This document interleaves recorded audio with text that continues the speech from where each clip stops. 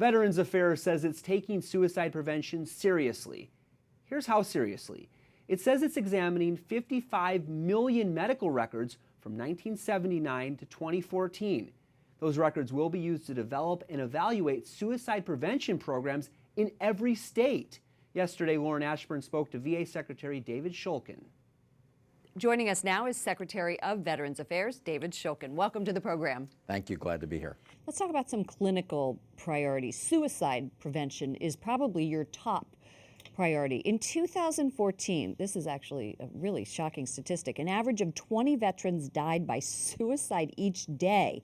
The risk for suicide was 22% higher among veterans compared to the U.S. civilian population.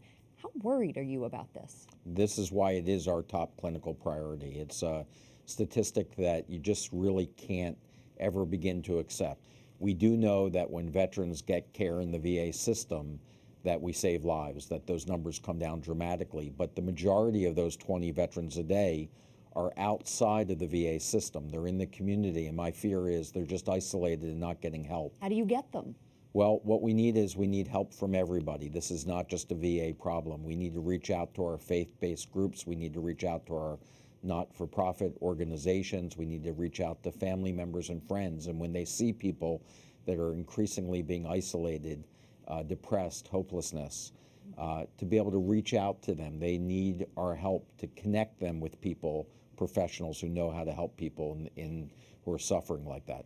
Opioids play a role in this high rate of suicide, particularly opioid abuse because of the pervasiveness of chronic pain among these veterans. Has the VA fueled the opioid crisis? I think in the past, yes. Now we have to change the way that we're addressing pain and change the way that we're addressing prescribing these narcotics and opioids. And we've begun to do that. In 2010, the VA launched a national opioid safety initiative. We've seen a 36% reduction in opioid use since that time. Since 2010. Yes, and we still have much more work to do, and we're implementing new changes all the time. Let's talk about that faith connection that you referenced earlier. You have awarded $343 million in grants to about 300 nonprofit organizations, like the Knights of Columbus, which also helps fund this program. How much do you rely on those faith-based groups to help veterans? They're absolutely critical.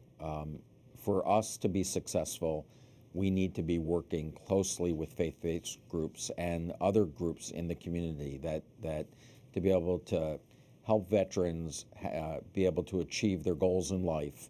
These are community-led initiatives and not government-led initiatives. I used to define health as a physical issue, and in the VA, we define it very differently. Of course, it's the physical health of a patient, but also the psychological, the social, the economic, and the spiritual, and really looking at this holistic approach to people's well-being and achieving their life objectives is the model of care that we deliver. So having a veteran's spiritual connection and their faith be part of allowing them to achieve their life goals is a critical part of the way that we look at care in the VA system. One last question before we go.